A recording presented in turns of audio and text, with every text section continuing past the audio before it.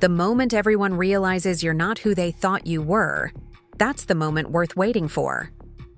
For me, it came on a rainy Thanksgiving day, when the family that had written me off as a failure suddenly fell silent as Marcus, the property manager of my parents' beloved lakeside estate, walked in and called me boss. The look on my sister's face? Priceless, but I'm getting ahead of myself. Before we jump back in, tell us where you're tuning in from, and if this story touches you, make sure you're subscribed, because tomorrow, I've saved something extra special for you. The Wilson family crest might as well have been a blueprint and a calculator. For 3 generations, we've been the premier real estate developers in the Pacific Northwest. Wilson Property Group signs dot the Seattle skyline, marking luxury condos and office buildings that have made my family wealthy and respected. I'm Rachel Wilson, though at family gatherings, I'm just the creative one, a phrase that carries the weight of disappointment in our bottom-line focused family. I checked my reflection in the rental car's mirror, smoothing my rain-dampened hair. I'd chosen a simple navy sweater and dark jeans for the drive to my parents' Lake Sammamish vacation. Home, nothing that would hint at the changes in my life. The lakeside property had always been my father's pride and joy, a sprawling timber and glass retreat he'd built 15 years ago as a testament to Wilson's success. Rain pelted the windshield as I pulled into the long, winding driveway. The massive house emerged through the mist, windows glowing amber against the steely November sky. A line of luxury vehicles already filled the circular drive. My sister Amanda's Range Rover, my father's Mercedes, my mother's Audi. I parked my modest rental at the far end, a deliberate choice. "Well, look who finally made it," Amanda called. From the covered porch, champagne flute in hand despite the early hour. Her camel hair coat probably cost more than my entire wardrobe, or at least what she thought was my entire wardrobe. "We were about to send out a search party. Thought you might have gotten lost on your way from... Where is it you're living now? Some apartment in Portland?" I smiled, letting the rain drip from my coat onto the porch decking. "Good to see. You too, Amanda." She air-kissed my cheek, the scent of expensive perfume lingering between us. "Mom's been stressed about the turkey. You know how she gets." What she meant was, "You're late, and you're stressing everyone out." Standard Amanda, translating everything into how it inconvenienced her. Inside, the house hummed with the familiar energy of Wilson family gatherings. My mother, Nancy, elegant in a cashmere sweater and perfectly tailored slacks, orchestrated the kitchen staff she'd hired for the occasion. My father, Robert, held court in the great room, talking business with Amanda's husband, Kevin, and a couple of board members who'd been invited to share our family Thanksgiving. "Rachel!" My mother spotted me and quickly wiped her hands on a dish towel. "Finally, everyone's been asking about you." Her eyes swept over my simple outfit, the lack of designer labels, the practical boots. A quick, disappointed assessment. "Traffic was bad coming out of Portland," I said, though it hadn't been. I'd actually been on a conference call with my investors that ran long, but they didn't need to know that. "Well, you're here now." Amanda brought the most wonderful wine from that vineyard in Napa they visited last month. "You remember the Thompsons, don't you? Kevin's closed 3 major deals with them this quarter alone." And there it was, the immediate comparison. Amanda and her perfect husband, their perfect life, their perfect contribution to the Wilson legacy. I nodded and moved toward the kitchen to drop off the humble pumpkin pie I'd brought, store-bought, which would horrify my mother once she discovered it. "Rachel, sweetheart." My father finally noticed my arrival, beckoning me over with an indulgent smile, the one reserved for children and people he didn't take seriously. "Gentlemen, my younger daughter, the one with the artistic touch." He chuckled, as if having an eye for design was an amusing quirk rather than a valuable skill. "Architecture, Dad," I corrected gently. "I studied architecture at Cornell." "Right, right.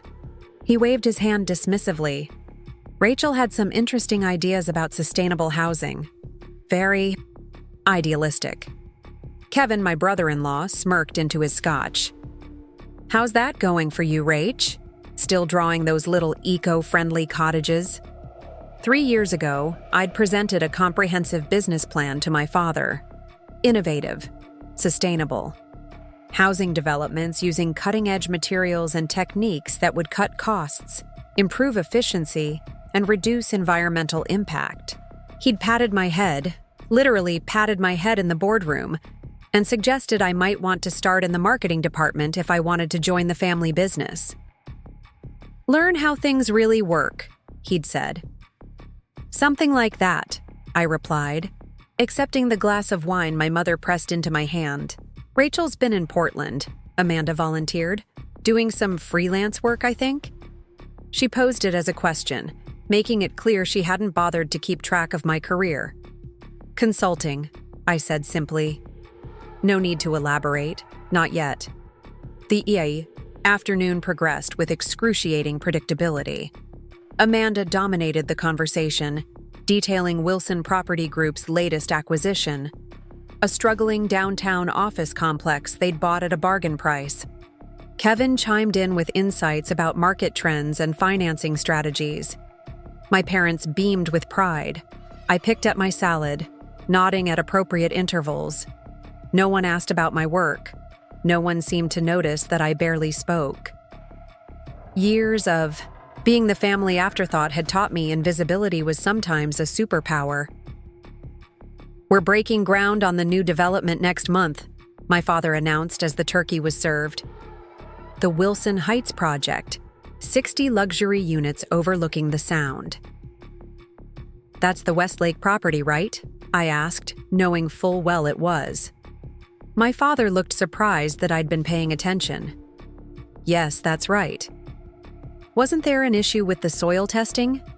I remember reading something about contamination concerns. A flash of annoyance crossed Amanda's face. That was a minor setback. We've handled it. By handled it, she means we've got the environmental impact report wording adjusted, Kevin added with a conspiratorial wink. Nothing some strategic donations to the right committees couldn't solve. My mother quickly changed the subject. Amanda and Kevin are looking at private schools for little Emma. The waiting lists are atrocious, but the Wilson name still carries weight.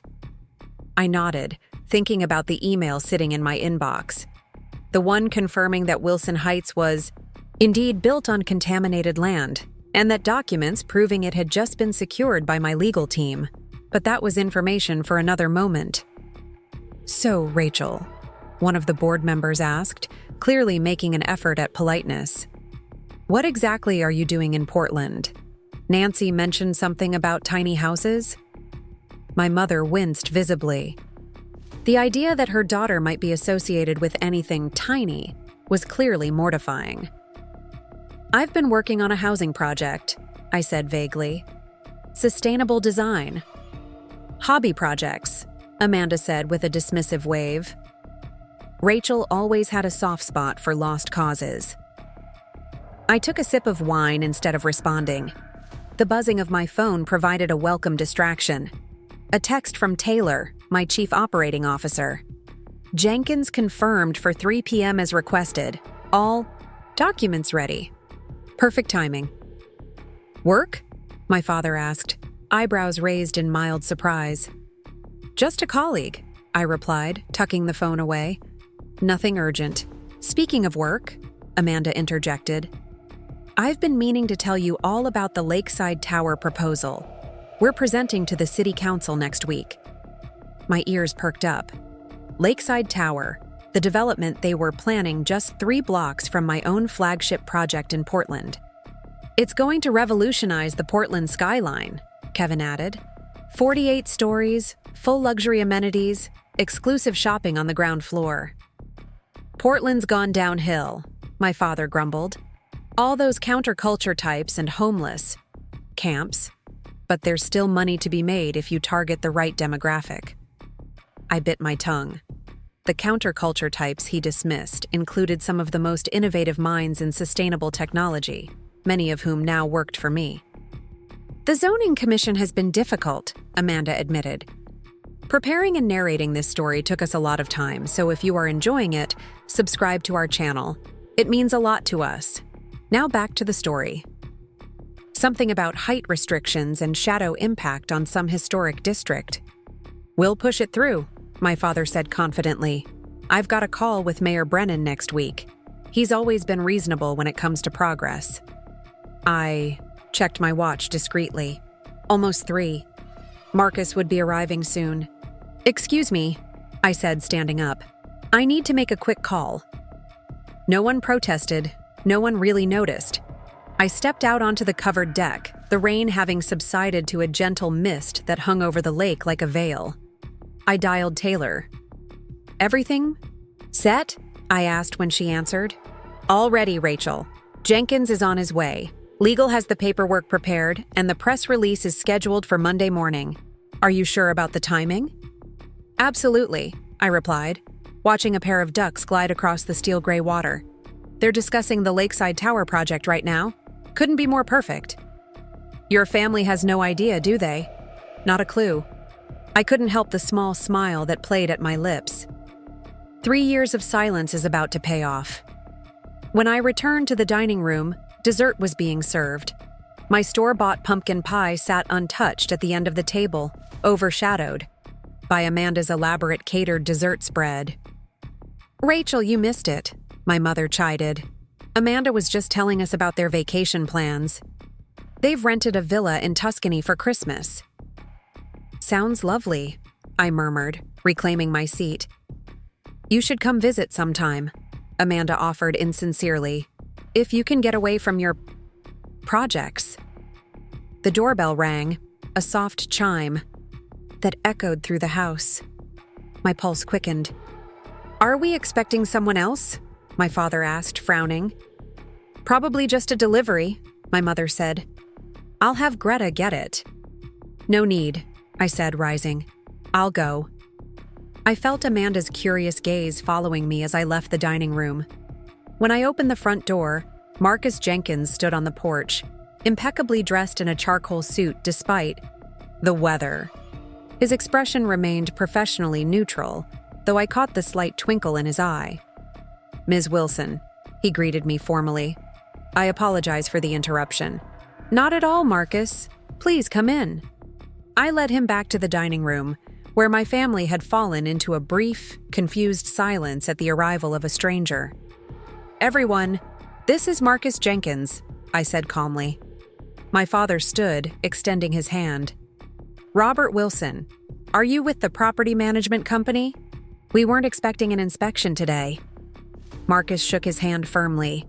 Yes, sir. I am with property management, but I'm not here for an inspection.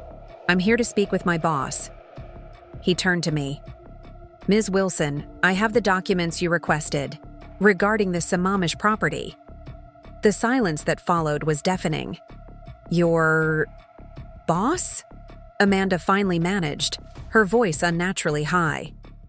Rachel, what is he talking about? My mother asked, her perfectly manicured hand fluttering to her throat. I accepted the folder Marcus handed me with a gracious nod. Thank you, Marcus. Perfect timing as always. Rachel, my father's voice had hardened. What is going on? I opened the folder and laid the documents on the table between the pumpkin pie and the centerpiece. Property transfer papers. As of last week, this house and the surrounding 50 acres now belong to New Horizon Development. That's impossible, my father spluttered. This property is owned by Wilson Property Group. Was owned, I corrected gently. The bank foreclosed after the last 3 mortgage payments were missed. It seems someone has been reallocating funds from property maintenance to cover losses elsewhere. Kevin's face had gone ashen. He knew exactly where those funds had gone. Into covering the mounting legal issues with the contaminated Westlake property. This is absurd, Amanda snapped. Dad would never miss a mortgage payment. Not intentionally, I agreed. But when your CFO has been cooking the books to hide failing investments, things slip through the cracks. And what exactly is new horizon development? My father demanded, though the dawning realization was already visible in his eyes. My company, I said simply. The hobby project I've been working on for the past 3 years. Marcus cleared his throat discreetly. Ms. Wilson's company is now the third largest sustainable development firm on the West Coast. The Portland headquarters alone employs over 200 people. Amanda's champagne flute slipped from her, fingers spilling across the white tablecloth. No one moved to clean it up. That's not possible, she whispered. You were doing small consulting jobs, tiny houses. I smiled. That was 3 years ago, when Dad suggested I learn how things really work instead of implementing my sustainable housing plan. So I did exactly that. I just didn't do it here. You bought our family home? My mother's voice trembled between outrage and disbelief. Not exactly, I said, turning another page in the document. I bought the bank that held your mortgage. The house came with it. Kevin let out a low whistle despite himself. Amanda shot him a venomous look. Why would you do this? My father demanded. To your own family? The question hung in the air between us. Why indeed? Was it revenge for years of dismissal? Comeuppance for their condescension? A power play to force them to see me, really see me, for the first time? Because it was a sound business decision, I replied, channeling the pragmatic tone my father had used countless times at the dinner table. This property has excellent potential for my new luxury eco-resort concept. Sustainable tourism is a growing market. Marcus nodded approvingly. The zoning board has already approved the preliminary plans. We expect to break ground in spring. You're going to demolish our home. My mother's hand clutched at her throat. Repurpose, I corrected. The main structure has good bones. We'll be incorporating it into the welcome center and executive retreat space. My father's face had flushed a dangerous shade of red. This is outrageous. You can't just come in here and… Actually, I can, I interrupted gently. But that's not all I came to discuss today. I nodded to Marcus, who produced another folder. What now? Amanda snapped. Are you buying my house too? No, I said, but I am buying Lakeside Tower. The silence that followed was absolute. Even the kitchen staff had stopped moving in the background.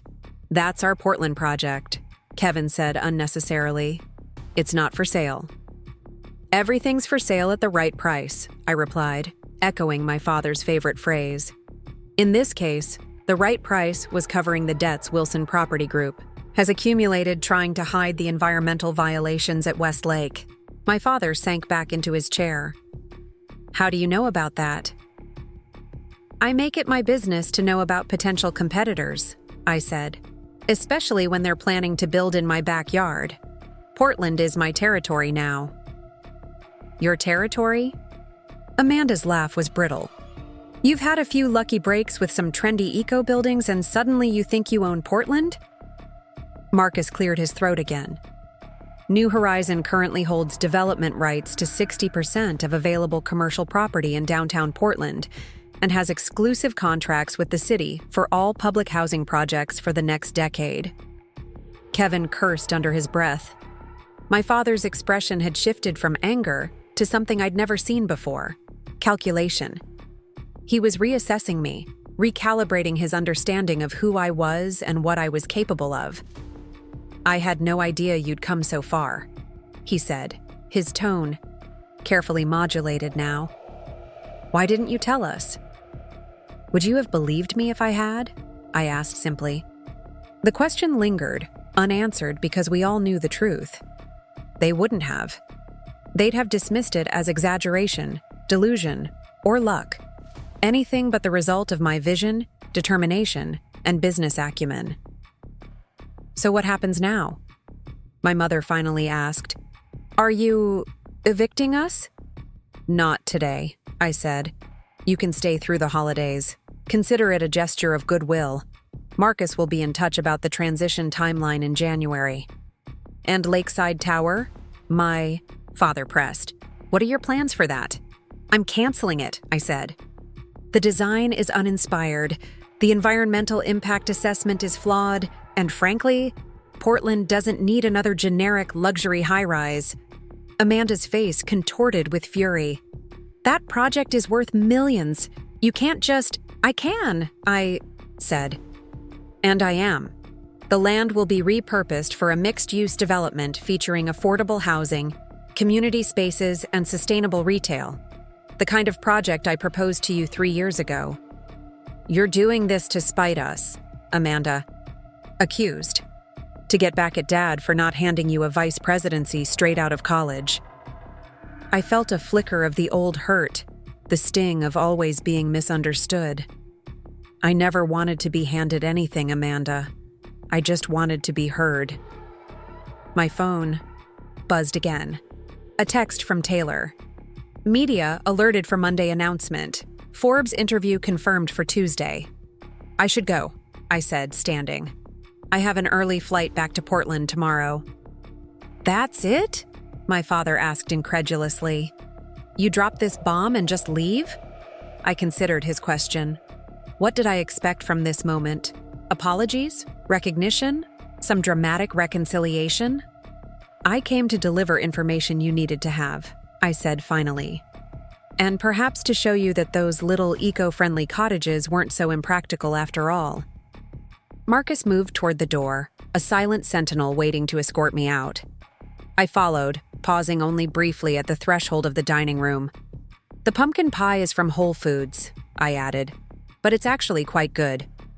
With that, I walked, away from the stunned silence, through the grand foyer of the house that was now mine, and out into the crisp November air. The mist had cleared, revealing a glimpse of stars above the lake. Well done, Ms. Wilson, Marcus said quietly as we reached my car. That went exactly as you anticipated. I smiled, feeling lighter than I had in years. Thank you, Marcus, for everything. Will you really convert the house into an eco-resort? He asked. No, I admitted. I just wanted to see their faces when they thought I would. I looked back at the beautiful lakeside home, windows still glowing with warmth despite the icy scene that had just unfolded inside. I'll let them keep it, eventually, after they've had some time to appreciate the irony. And Wilson Property Group? That, I said, will depend entirely on whether they've learned anything from today. As I drove away, I caught a final glimpse of the house in my rearview mirror. I imagined them still sitting there, the turkey growing cold, desserts untouched, grappling with the new reality. A reality where Rachel Wilson, the family afterthought, had quietly built an empire while they weren't looking. Sometimes success isn't about making noise. Sometimes it's about working silently, patiently, until the moment is right to show the world, and those who doubted you, exactly what you're capable of. And that moment?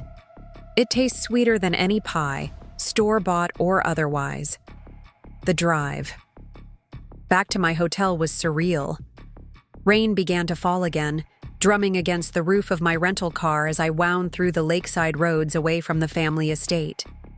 Away from the shocked faces of my parents, my sister Amanda's furious glare, and the bewildered expression of my brother-in-law Kevin. 3 years of carefully orchestrated moves had culminated in today's revelation, and the aftermath felt both exhilarating and strangely hollow. My phone rang through the car speakers. Taylor's name flashed on the display. How did it go? Her voice was eager, curious. Taylor Chen had been with me from the beginning, the first person I'd hired when New Horizon was nothing more than an ambitious business plan and a small office above a coffee shop in Portland. Exactly as expected, I replied, navigating a sharp curve in the road. Complete shock. Amanda knocked over her champagne glass. Taylor laughed. Wish I could have seen that. Your sister always struck me as unnervingly poised. Not today, I said, allowing myself a small smile. Not when Marcus walked in and called me boss right in the middle of Thanksgiving dinner. And your father? I paused, recalling the way Robert Wilson's face had transformed as realization dawned. He went from dismissive to calculating in about 10 seconds flat. By the time I left, he was already trying to figure out how to turn this to his advantage. Classic Robert, Taylor murmured. And the Lakeside Tower announcement? I saved that for last. Kevin looked like he might be physically ill. Perfect timing with the foreclosure papers for the family estate. That was a masterstroke. I hadn't planned it that way initially. The Lake Sammamish property foreclosure was just business, an opportunity that arose when my financial team discovered Wilson Property Group's hidden financial troubles. The bank holding their mortgage was struggling, undervalued, and ripe for acquisition. It was only after I'd purchased it that I realized what I now owned. "Have you seen the local business reporter's tweet?" Taylor asked. "Someone at the bank must have leaked information about the Wilson Property Group's financial situation. Speculation is already starting about who might be buying up their assets." "Let them speculate," I said. "We stick to the plan. No comments until Monday's official announcement." "And what about your family? Will they try to fight this?" The wipers swept across the windshield, momentarily clearing my view of the dark, wet road ahead. "They'll try, but there's nothing they can do. The paperwork is airtight." Marcus made sure of that. I pulled into the hotel parking lot, a luxury establishment overlooking Lake Washington. Not the Four Seasons where my family would have expected me to stay, if they'd bothered to ask where I was staying at all, but a boutique hotel known for its sustainable practices and locally sourced restaurant. The kind of place that aligned with New Horizons' brand values. "I'll be back in Portland tomorrow afternoon," I told Taylor. "Have the team ready for a full brief on Sunday.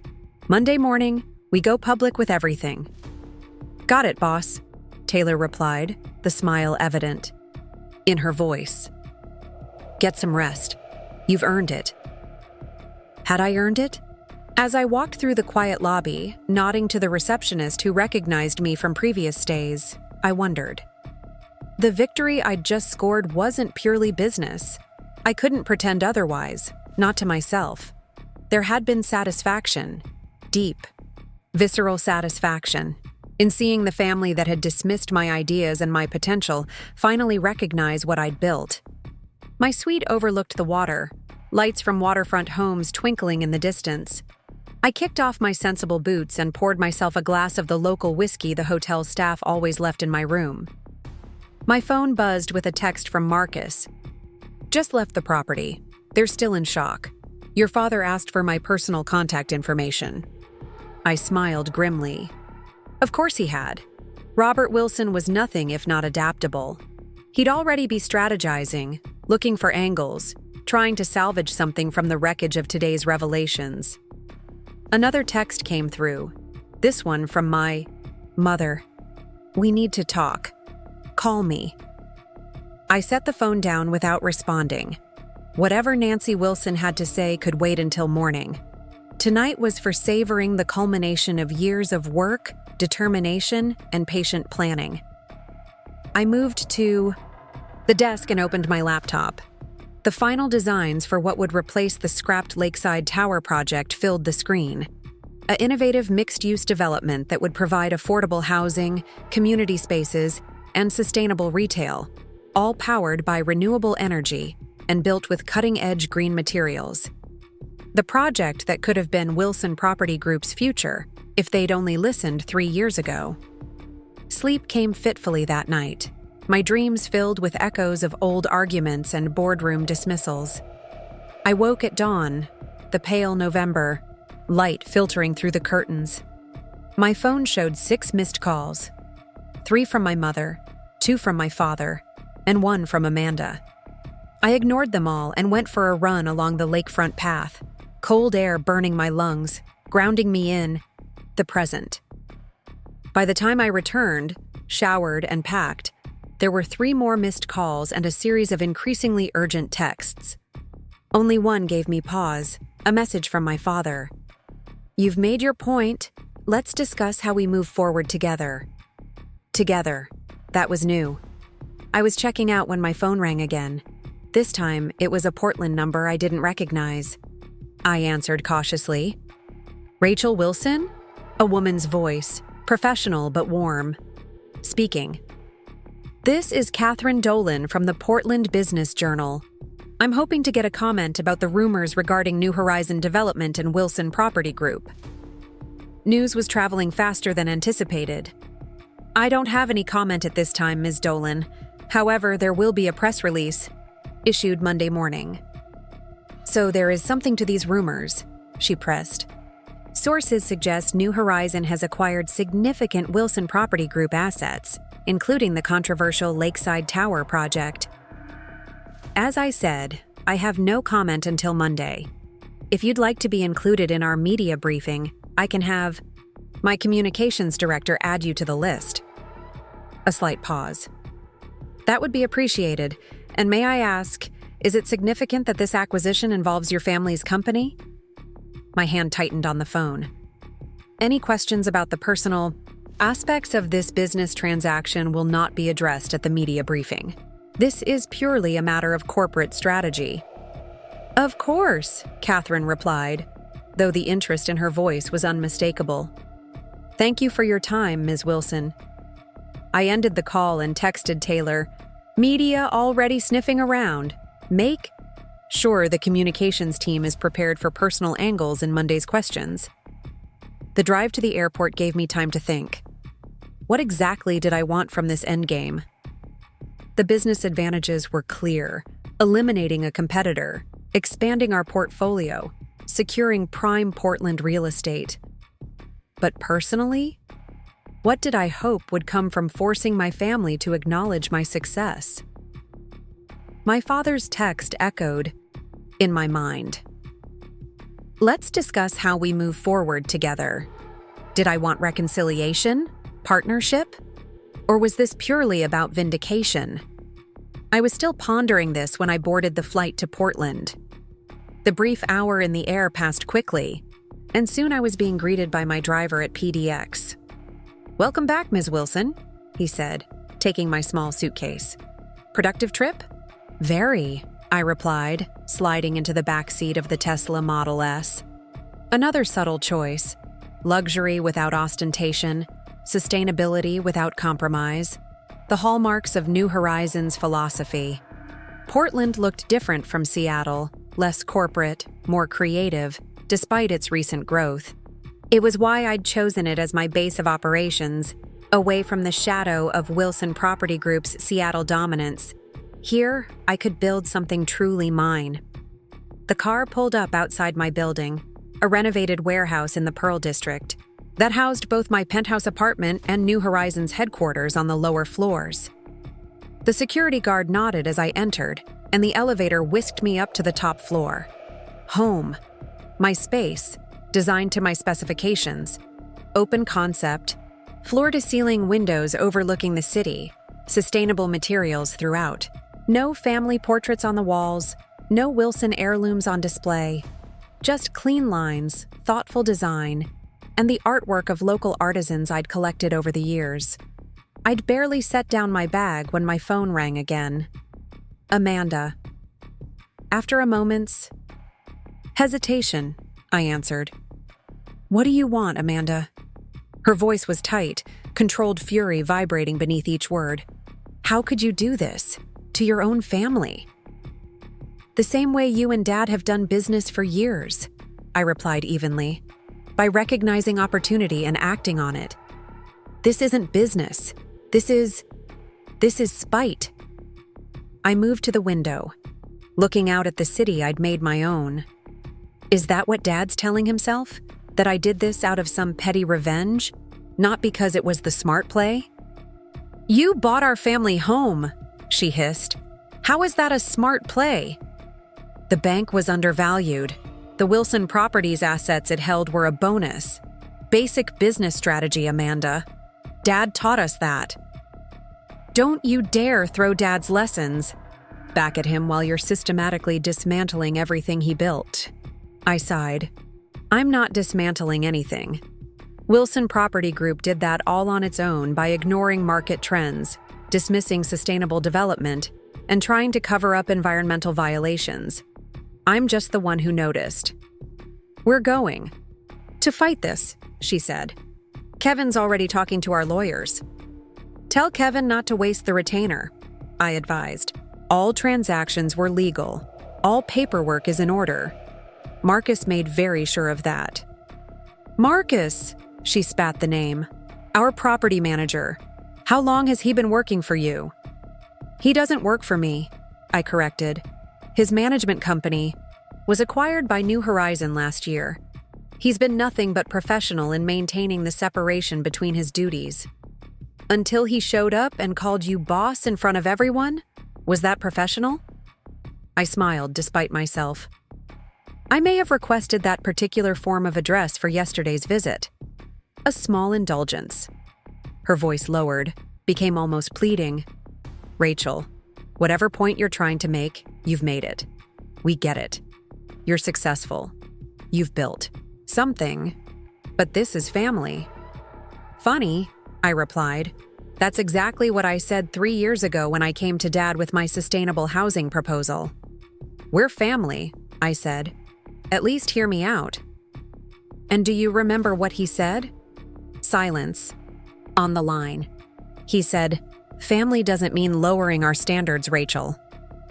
And then he offered me a job in the mailroom to learn the business from the ground up. After I'd completed my master's in architecture and developed a fully funded business proposal. He was just being a businessman, I finished for her. Well, now so am I.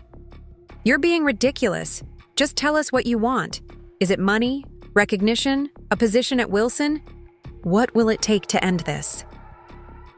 The question hung between us. What did I want? Revenge had never been the goal, not really. Success had been the goal.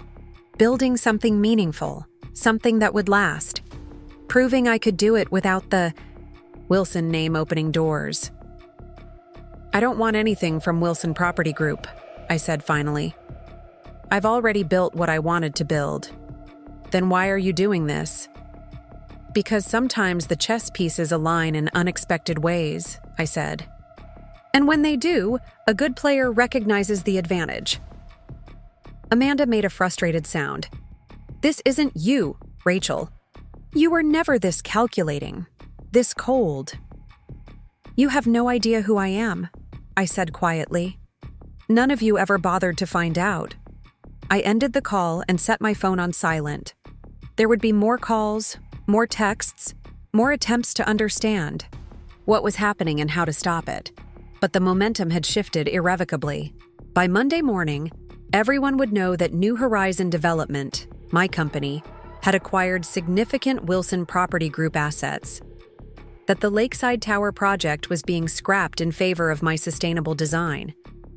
That the Wilson era of development in the Pacific Northwest was giving way to something new. My doorbell rang, startling me from my thoughts. I checked the security camera to see Taylor standing in the hallway, a bottle of champagne in one hand and a folder in the other.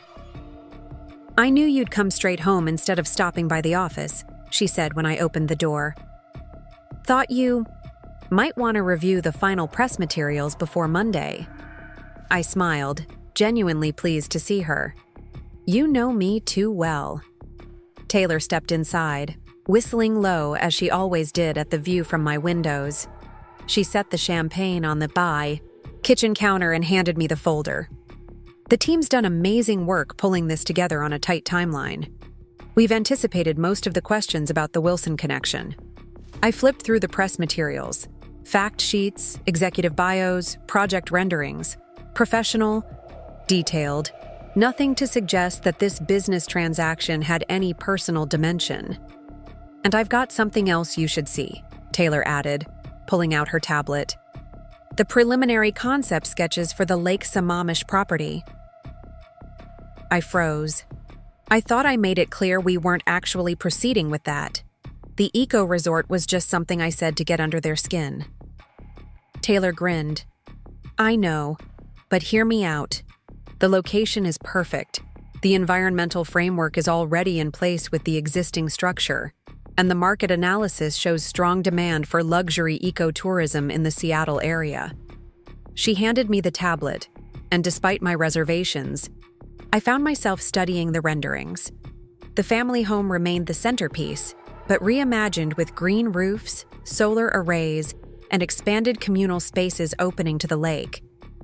Surrounding it, a series of low-impact cabins nestled among the trees, elevated boardwalks connecting everything without disturbing the natural landscape. "It's beautiful," I admitted. "And it aligns perfectly with our mission," Taylor added. "Plus, imagine the PR narrative. Wilson Scion transforms family estate into model of sustainable luxury. Is that what I am now? A Wilson Scion?" The term sat uncomfortably. Taylor shrugged. "Like it or not, the connection is part of the story. We can use it to our advantage." She was right, of course. My break from the family business, my determination to forge my own path, it all made for a compelling narrative. The prodigal daughter who returned not seeking forgiveness, but bringing innovation. The underestimated sibling who built an empire while they weren't looking. "Let's table the Lake Sammamish project for now," I said, handing the tablet back. "I want to focus on Lakeside Tower's replacement. That's the real statement piece." Taylor nodded, though I could tell she thought I was missing an opportunity. "Your call, boss. Now, should we open that champagne? Seem like yesterday's performance deserves a toast." As she worked on the bottle, my phone lit up with another call. My father, again. I hesitated, then declined it. "Family?" Taylor asked, handing me a glass of champagne. "Who else?" I clinked my glass against hers. "To New Horizon, and proving that sustainable development isn't just ethical, it's profitable.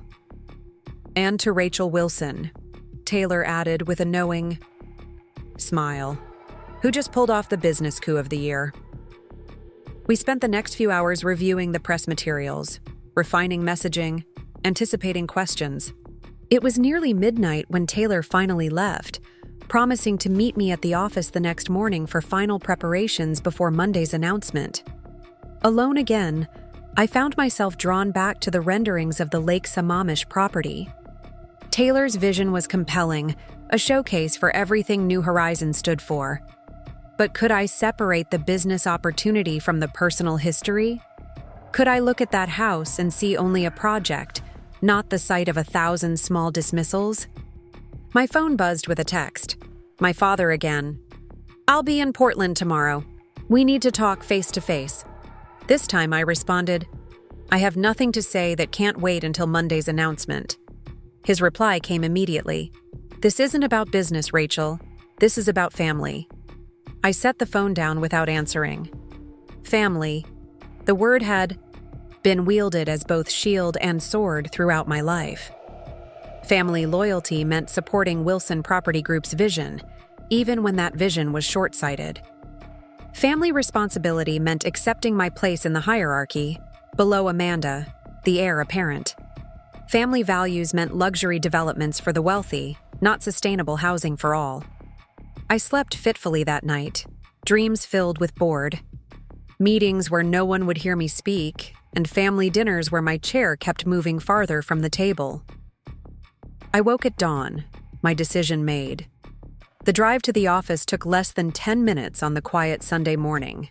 New Horizon headquarters occupied 4 floors of the renovated warehouse, with an open floor plan, collaborative spaces, and a rooftop garden where employees could work, relax, or harvest vegetables for the communal kitchen. The opposite of Wilson, Property Group's traditional corporate offices. I found Taylor already at her desk, coffee in hand, looking surprisingly fresh for someone who'd been working until midnight. "You're early," she observed as I set down my bag. "Couldn't sleep?" "My father's coming to Portland today," I replied. "Wants to talk about family." Taylor raised an eyebrow. "Are you going to see him?" "I'm considering it." She leaned forward. "Rachel, you've worked 3 years for this moment. Don't let him talk you out of it now." I'm not going to change the announcement, I assured her. But there might be room for adjustment on the Lake Sammamish property. Understanding dawned on her face. You're thinking about your mother, aren't you? It's her dream house. It was. Nancy Wilson had overseen every detail of its construction 15 years ago, from the imported Italian marble in the foyer to the custom cabinetry in the kitchen. For all her faults, and there were many, she'd created a beautiful home. I never wanted to be in the real estate business to hurt people, I said quietly. Even people who hurt me. I wanted to build things that mattered, that made a difference. Taylor smiled. And that's exactly what you've done. Whatever you decide about the lake house doesn't change that. My phone rang, a Portland number, but not one I recognized. Rachel Wilson, I answered. Ms. Wilson, this is the front desk at the Nines Hotel. There's a Robert Wilson here asking for your room number. Hotel policy prevents us from sharing that information, but he was quite insistent that I call you.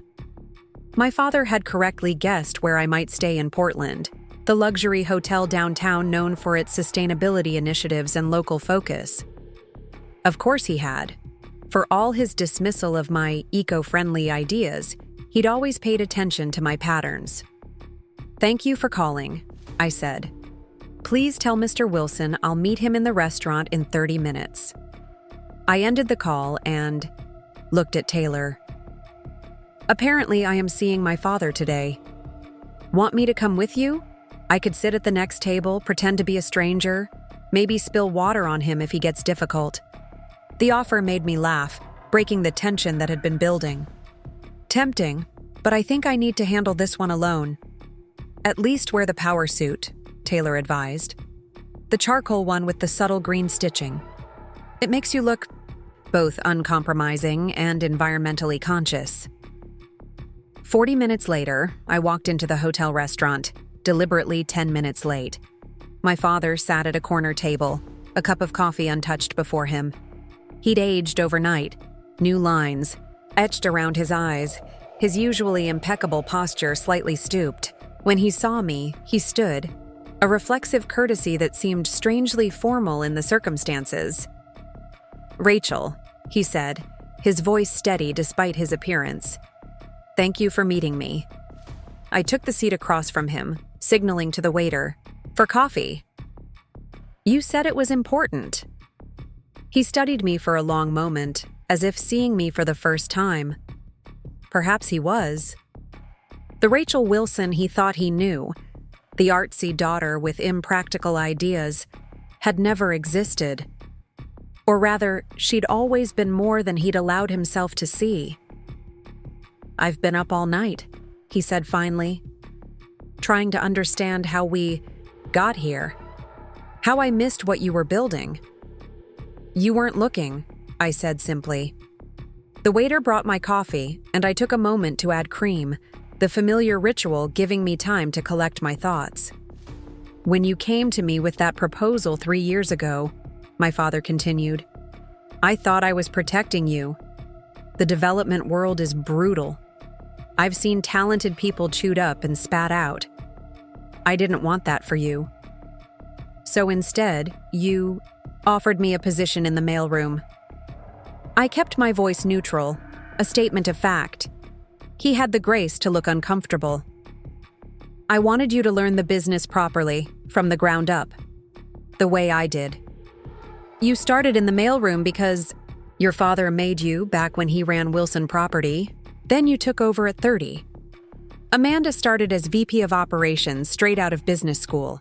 The ground up was only for me. Amanda had different skills, a different temperament. Amanda had your approval, I corrected. She fit the Wilson mold. I didn't. He sighed heavily.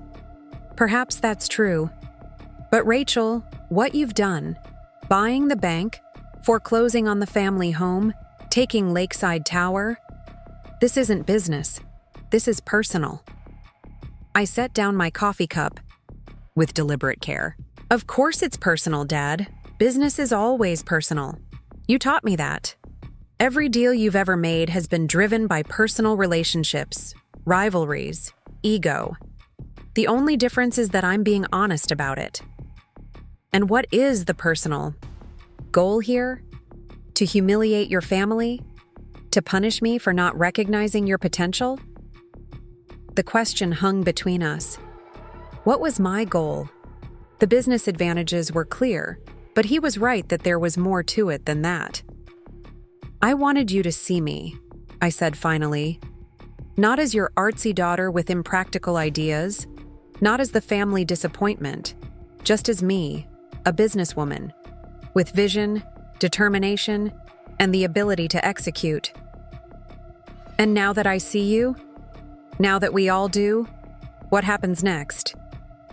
I studied him, this man who had shaped so much of my life, both through his lessons and through my rebellion against them. Robert Wilson, titan of Pacific Northwest real estate, asking his younger daughter what happened next. It was a moment I'd thought about often over the last 3 years, but now that it was here, I found myself uncertain. Monday's announcement goes ahead as planned, I said. New Horizon has acquired the Lakeside Tower project and will be replacing it with a sustainable mixed-use development. That's non-negotiable. He nodded, accepting this as inevitable. And the lake house? I haven't decided, I admitted. It was never my intention to take your home. The bank acquisition was a business decision that had unexpected personal consequences. Your mother is devastated. Of course he would use that angle. Nancy Wilson's feelings had always been paramount in family decisions, her preferences shaping everything from vacation destinations to business strategies. I'm sure she is, I said. But business decisions can't be based on emotions. Another lesson he'd taught me, thrown back at him. He recognized it, the slight wince telling me the barb had landed. What would it take, he asked carefully, for us to find a way forward that acknowledges your achievements while preserving what's left of this family? I don't know, I answered honestly. I didn't plan for after. I was so focused on building New Horizon, on proving myself, that I never really thought about what reconciliation might look like. My father reached across the table, his hand stopping just short of touching mine. Then perhaps that's where we start. Not as Wilson Property Group and New Horizon Development. Not as disappointed father and rebellious daughter. Just as two people trying to find common ground. The offer was tempting, more tempting than I wanted to admit.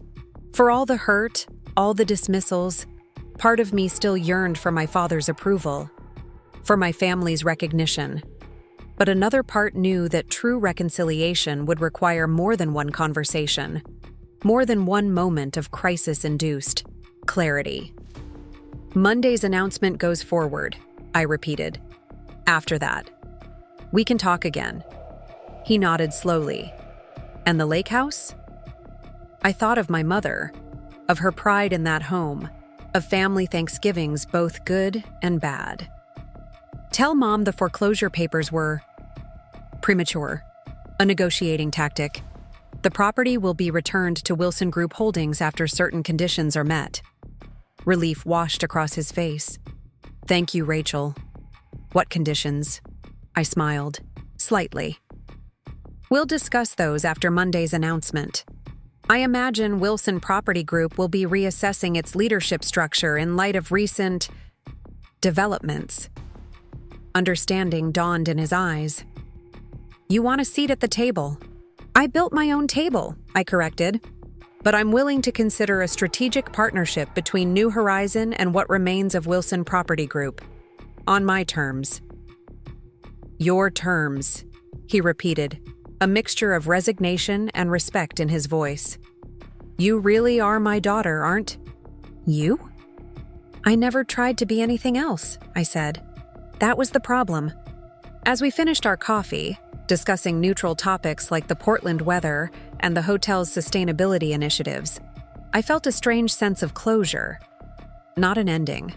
This was far from over, but the closing of one chapter and the beginning of another. Rachel Wilson, the underestimated daughter, had proven herself beyond question. What came next would be written on more equal terms. When we parted in the hotel lobby, my father surprised me with an awkward embrace. "I am proud of you," he said quietly. "I should have said that years ago." I didn't say it was too late, though part of me thought it might be. Instead, I simply nodded and stepped back. "I'll see you at the press conference tomorrow." Outside, Portland's familiar rain had given way to weak winter sunshine. I took a deep breath of the cool, fresh air and walked toward my car, already mentally rehearsing my opening remarks for tomorrow's announcement. The business world was about to learn what my family had just discovered: underestimating Rachel.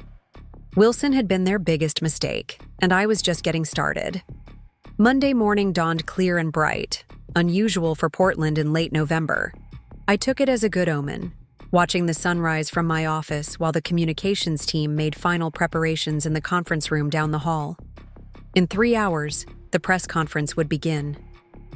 In 3 hours, New Horizon Development would publicly cement its position as a major player in Pacific Northwest real estate, and the business world would learn what my family had discovered over Thanksgiving dinner. "You look remarkably calm," Taylor observed, entering with 2 cups of coffee. She handed me one, the ceramic mug warm against my palms. I'd be a nervous wreck. "No point being nervous about something inevitable," I replied, taking a sip. The coffee was perfect, strong with just a hint of cinnamon the way I preferred it. "Everything's in motion now." "Your father called the office twice already this morning," she said, leaning against my desk. "Requested a preview of the announcement.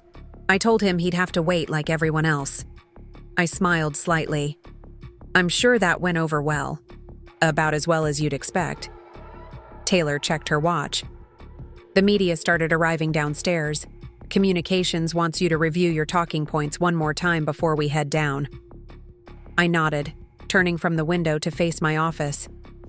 Unlike my father's traditional mahogany-paneled domain, my space was open and airy. Glass walls looking out to the main work area, furnishings made from reclaimed materials, plants thriving in every corner. A physical manifestation of New Horizons' philosophy: transparent, sustainable, alive. "There's something else," Taylor added, her tone shifting. "Amanda's here." That was unexpected. She came to the press conference? She's downstairs in reception, requesting a private meeting before it starts. Said it's urgent. I considered this. My sister showing up unannounced at my headquarters on the morning of my company's biggest announcement to date. It couldn't be coincidence. "What do you think she wants?" Taylor asked when I didn't immediately respond. "Nothing good," I replied. "But I should hear her out. Send her up in 5 minutes." Taylor nodded and left, closing the door behind her. I moved to my desk, straightening papers that didn't need straightening, a childhood habit that emerged in moments of tension. What could Amanda possibly want? After yesterday's call with my father, I'd expected radio silence until the press conference, where the family would present a united front for the sake of appearances. Amanda, coming here, alone, suggested something had changed. When the door opened again, my sister stood framed in the entrance, impeccably dressed as always in a camel coat over a cream silk blouse and tailored trousers. Her expression was unreadable as she took in my office. "Nice place," she said, stepping inside. "Very you." "Thank you," I replied, not moving from behind my desk. "What brings you to Portland, Amanda? The press conference isn't for another few hours."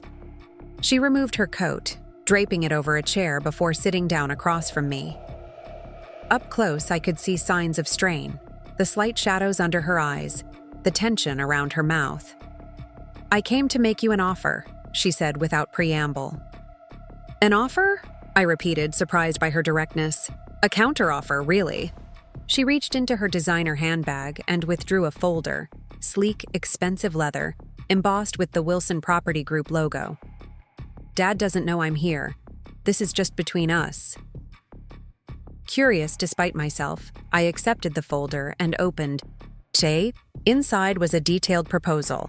A merger between Wilson Property Group and New Horizon Development. Not an acquisition, as I'd planned, but a true merger, with integrated leadership and shared resources. Amanda would be CEO, I would be Chief Innovation Officer and President, with a clear path to eventual co-leadership. "You want to merge the companies?" I asked, looking up from the document. She nodded. "It makes sense. Wilson has the legacy, the connections, the luxury market.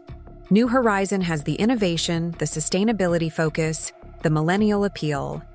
Together, we'd dominate the market from Seattle to Portland." I studied my sister, trying to read her true intentions. "And this is your idea? Not Dad's?" A flash of irritation crossed her face. "I'm capable of strategic thinking, Rachel. Yes, it's my idea. Dad wants to fight, to challenge the acquisitions legally, to drag this out for years if necessary." "He'd lose," I said simply. "Of course he would," she agreed, surprising me. "That's why I'm here. This merger preserves the Wilson name, gives you the recognition you deserve, and prevents a protracted legal battle that would only benefit our competitors." It was a reasonable proposal, couched in business logic. On paper, it made perfect sense. But this was Amanda, the sister who had thrived while I was sidelined, who had accepted her place as the heir apparent without ever questioning why I wasn't given the same opportunities. "Why now?" I asked. "After all these years of dismissing my ideas, why suddenly see value in a partnership?" Amanda sighed, leaning back in her chair. For the first time, she looked tired, not just from insufficient sleep, but bone-deep exhaustion. "Because you were right," she said, the words obviously difficult for her. "About sustainable development, about market trends, about everything. I've been reviewing your original proposal from 3 years ago. The projections you made? They all came true. The shift toward eco-friendly housing, the premium market for sustainable luxury, the regulatory changes. You saw it coming while we were still building the same old glass towers." The admission hung in the air between us. 3 years ago, I would have given anything to hear those words. Now, they felt almost anticlimactic. "And it took me buying the family home and your prize project for you to acknowledge this?" I couldn't keep the edge from my voice. "No," she replied, meeting my gaze steadily. "I knew it before. I've known it for at least a year. But saying it out loud, admitting that my little sister had more vision than the entire Wilson executive team combined, I couldn't do it." "Pride," I observed. "Yes," she acknowledged. "Pride and fear. If you were right about this, what else might you be right about? What else might I be wrong about? It was easier to dismiss you than to question everything I thought I knew." The honesty was unexpected. Amanda had always been self-assured to the point of arrogance, secure in her position as the Wilson heir. This vulnerability was new. "Tell me about the merger structure," I said, returning to the document. "How would decisions be made? What happens to existing projects?" Relief flickered across her face. She hadn't expected me to even consider the proposal. "Equal representation on the board," she said, leaning forward. "Joint approval on major decisions. Your sustainable housing initiatives would become the cornerstone of our residential development strategy. The Lakeside Tower project would be completely redesigned according to your vision. And the Lake Sammamish property remains the family home," she replied, "but with your suggested renovations to make it a showcase of sustainable luxury. A model home of sorts for our high-end clients to experience." It was surreal, hearing my own ideas coming from Amanda's lips. Ideas that had been dismissed as impractical, unrealistic, too costly. Now they were the foundation of a merger proposal. "What about the environmental violations at Westlake?" I asked. "I've seen the documentation, Amanda. WPG has been cutting Corners, ignoring regulations, bribing officials. That stops immediately if there's any hope of a partnership. She nodded, not even attempting to deny it. Already in motion. Dad doesn't know yet, but I've initiated an internal audit of all our properties. Any environmental concerns will be addressed, regardless of cost. I studied her, looking for signs of deception. But there was only resignation, determination, and something else? Respect, perhaps. For the first time, Amanda was looking at me as an equal. "Why should I trust you?" I asked simply. "After everything that's happened, why believe this isn't just another tactic?" "Because I'm tired," she said with unexpected candor. "Tired of fighting the inevitable changes in our industry. Tired of pretending Dad's way is still viable. Tired of being the perfect Wilson daughter while watching you build something genuine and important." She leaned forward.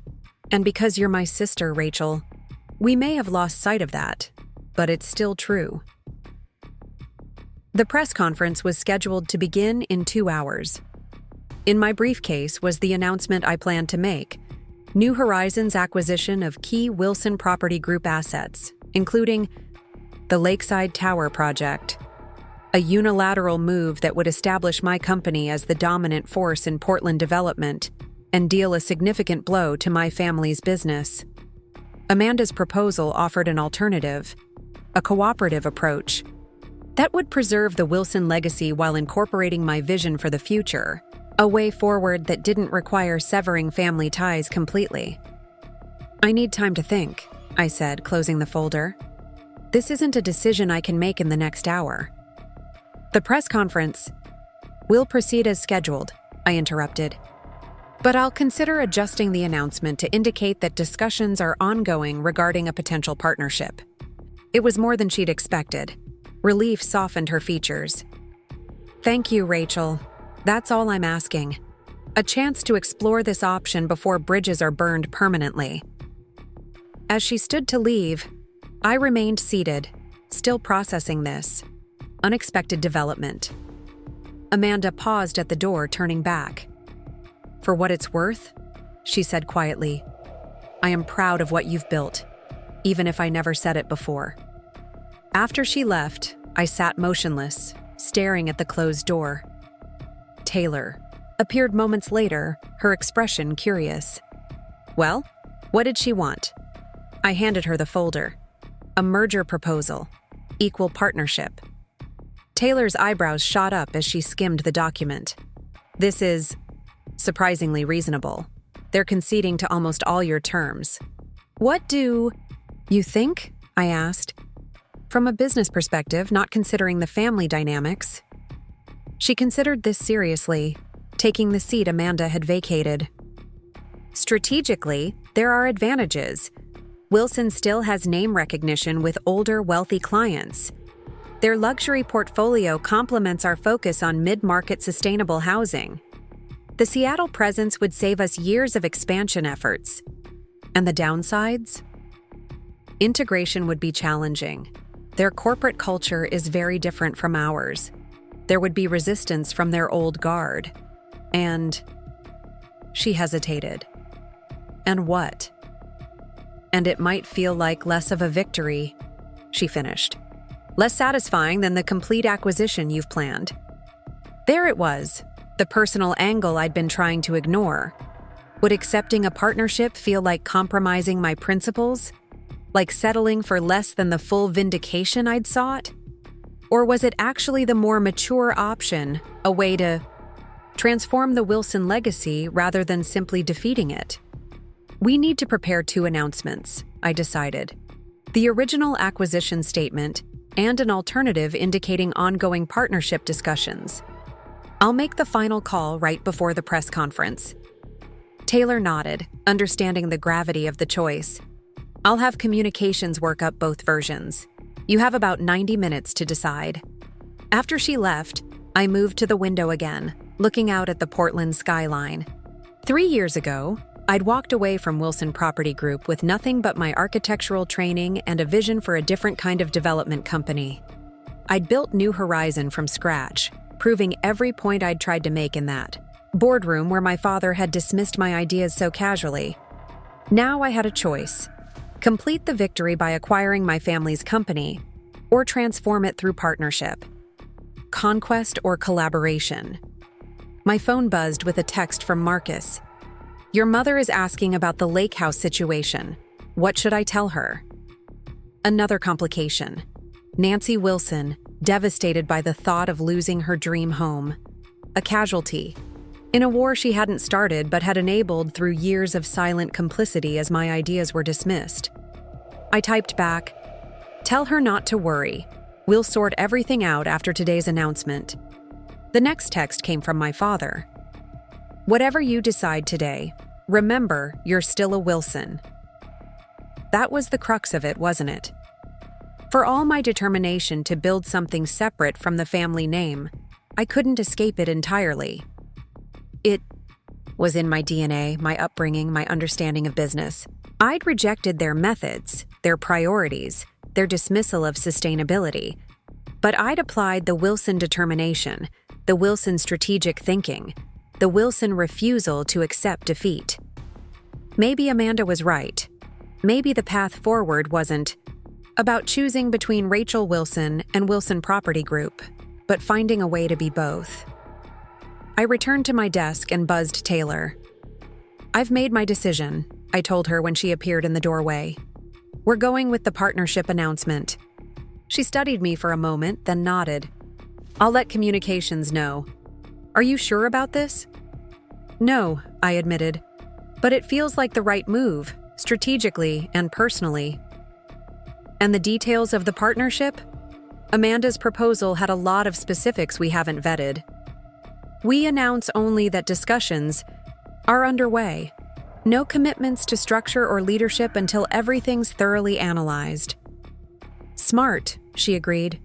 "It leaves you room to maneuver if this is just another Wilson tactic." But something told me it wasn't. The defeat in Amanda's posture, the genuine respect in her voice, those weren't tactics. Those were the reactions of someone who had finally seen the writing on the wall and was intelligent enough to adapt rather than fight a losing battle. The hour before the press conference passed in a blur of preparations. I reviewed talking points, met briefly with the communications team, and changed into the power suit Taylor had suggested. Charcoal gray with subtle green stitching, professional but distinctive. A statement piece that said both, "I belong in this industry," and "I'm changing how this industry works." As I stood in the empty conference room where the announcement would take place, I thought about the journey that had brought me here. The years of being underestimated, of having my ideas dismissed, of watching opportunities go to my sister while I was told to learn the business from entry-level positions. The anger that had fueled my initial departure from Wilson Property Group. The determination that had built New Horizon into a formidable company in just 3 years. And now, standing on the precipice of a new chapter, I felt something unexpected. Not triumph, not vindication, but a sense of possibility. What could be created from this merger of tradition and innovation? What could the Wilson name become, if attached to the principles I believed in? The door opened behind me, and I turned, expecting Taylor with last-minute details. Instead, my father stood there, immaculate in his trademark navy suit, his expression unreadable. "Dad?" I said, surprised. "The press conference doesn't start for another 20 minutes. "I know." He stepped into the room, closing the door behind him. Amanda told me about her proposal. Of course she had. For all her talk of acting independently, Amanda had always sought our father's approval. And I think it has merit, he said, his tone carefully neutral. From a business perspective. Just from a business perspective? He sighed, moving to the window to look out at the Portland skyline. When did you become so formidable, Rachel? When did my youngest daughter transform into someone capable of outmaneuvering me at my own game? There was something almost wistful in his question, as if he'd missed a crucial stage in my development. I was always capable, I replied. You just never noticed. He turned back to face me. I'm noticing now. Because I forced you to, I pointed out. Because I acquired enough power to make myself impossible to ignore. Yes, he acknowledged, surprising me with his candor. And that's a failing on my part. One of many where you're concerned. This admission, so simple yet so profound, caught me off guard. Robert Wilson didn't admit to failures, especially not to his children. He had always been the infallible patriarch, the business genius whose judgment was beyond question. Amanda's merger proposal, he continued, reflects a new reality. One where New Horizon Development is an equal partner to Wilson Property Group, not a subordinate. One where your vision for sustainable development is recognized as the future of our industry. Our industry? I repeated. So you're accepting the partnership concept? With conditions, he replied, the businessman in him never far from the surface. I want to remain as chairman of the combined board for 2 years, after which I'll step down. You and Amanda will serve as co-CEOs, with clearly defined areas of responsibility. It was more involvement than I'd anticipated. I'd assumed he would take a ceremonial role, perhaps consult on major decisions, but essentially cede control to the next generation. Why remain as chairman?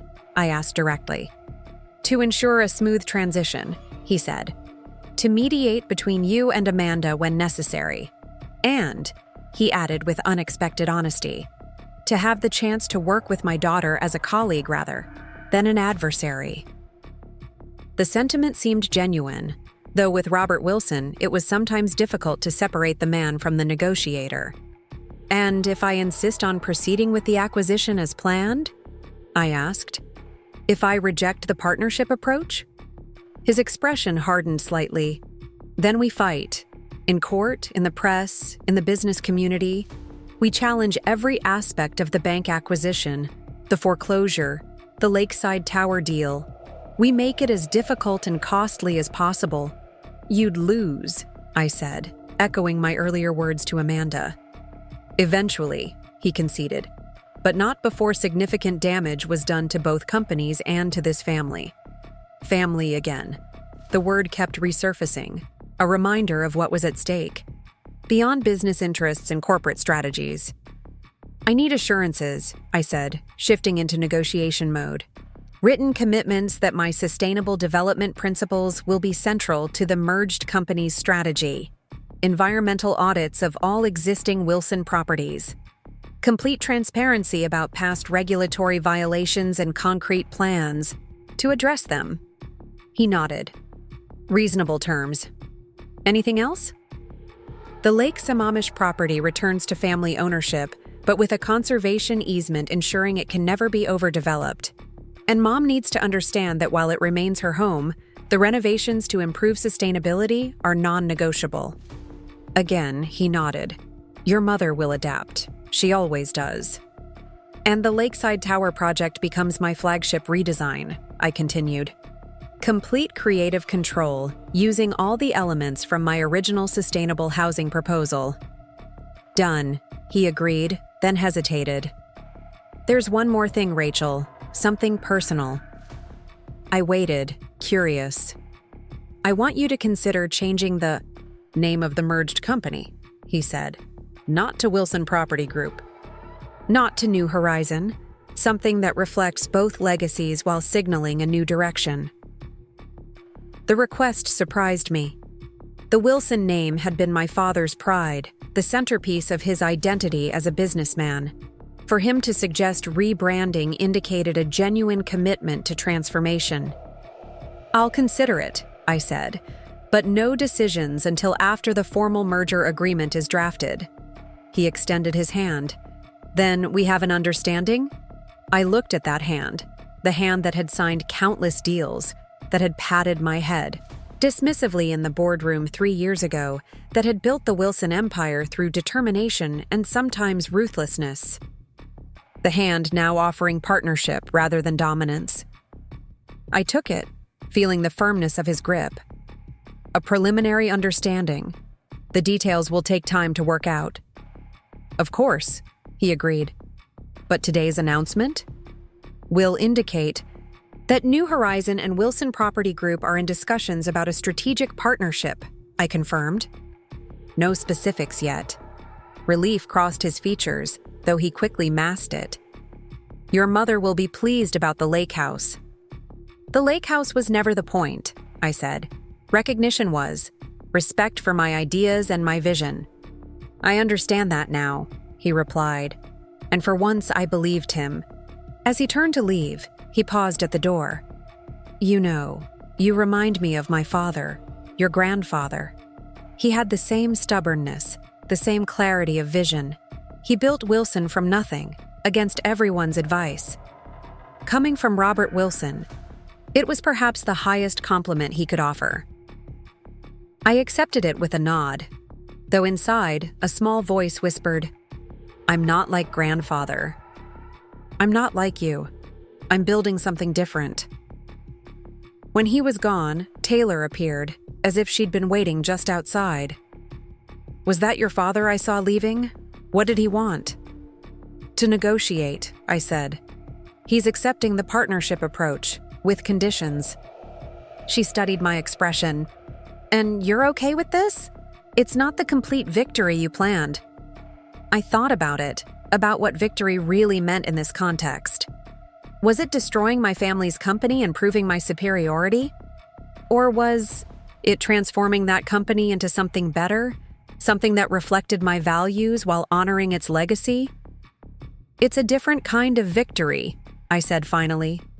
"One that builds rather than destroys." Taylor smiled. "Very on brand for New Horizon. Speaking of brand," I added, "we'll need to start thinking about a new name for the merged company. Something that captures both the Wilson history and our sustainable future." "I'll put the creative team on it," she promised. "But first, we have a press conference to handle. They're ready for you downstairs." As we walked toward the elevator, I felt strangely light, as if a weight I'd carried for years had shifted. Not disappeared entirely. There were still hurdles ahead, negotiations to navigate, a partnership to define. But the burden of being the overlooked Wilson daughter, the one whose ideas were dismissed and potential ignored, had lifted. "Ready? To change the face of Pacific Northwest development?" Taylor asked as the elevator doors opened. I stepped inside, straightening my shoulders. I've been ready for years. They just weren't listening. But they were listening now, and that, more than any acquisition or merger, was the true victory. The press conference was a masterclass in controlled messaging. As cameras flashed and reporters jotted notes, I stood at the podium, Taylor slightly behind me, and announced that New Horizon Development and Wilson Property Group were entering discussions about a strategic partnership that would redefine sustainable development in the Pacific Northwest. I revealed just enough to make headlines without committing to specifics, answered questions with practiced precision, and redirected inquiries about family dynamics to focus on business synergies. This potential partnership represents the future of real estate development, I told the assembled journalists. A fusion of established expertise and innovative vision that will create housing and commercial spaces designed for the challenges of tomorrow. A reporter from the Seattle Business Journal raised his hand. "Ms. Wilson, until recently you were estranged from your family's business. What changed?" I smiled slightly. Market realities changed. Both companies recognized that our combined strengths could achieve more than either could separately. This isn't about personal relationships, it's about strategic alignment. It wasn't entirely true, of course. The personal and the professional had become hopelessly entangled. But the business world didn't need to know that the genesis of this partnership discussion had been a dramatic Thanksgiving revelation and the foreclosure of a family home. When the press conference concluded, Taylor intercepted me before I could, returned to my office. "The Portland Business Chronicle wants an exclusive interview, and your father is waiting in the conference room with Amanda." They want to start discussing transition details immediately. Tell the Chronicle I'll consider an interview next week after the framework agreement is finalized, I replied. And tell my father I'll meet with them in 30 minutes. I need time to decompress. Taylor nodded, understanding my need for space after the high-pressure performance. I retreated to my office, closing the door and leaning against it. The announcement had gone well, better than expected. The questions had been focused on business implications rather than family drama, and the initial reaction from the market was positive.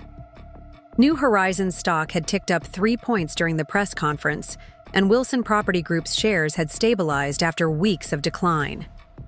My phone buzzed with a text from Marcus. "Congratulations!